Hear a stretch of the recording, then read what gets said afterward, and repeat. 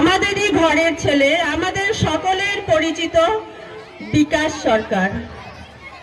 কবিতাটির নাম বার্ষিক ক্রীড়া।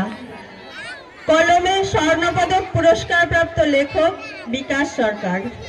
বার্ষিক ক্রীড়া মানেই নতুন বছর, শীতের আমেজে শরীর চর্চা, উল্লাস আনন্দে কাটবে কটা দিন, নাচে গানে খেলার মাঠে বিদায় নেবে ক্লান্তি বিদ্বেষ আর মনের যত ঋণ। 100 মিটার 200 মিটার আলু পুরানো দৌড়, ফাইনাল খেলা রাতের ঘুম কেড়ে নেয়। শুধু মনে হয় কখন হবে কাক ভোর, নাচবো গাইবো খেলবো সবাই, হব ভলেন্টিয়ার, মনের যত কথা আছে করবো মোরা শেয়ার।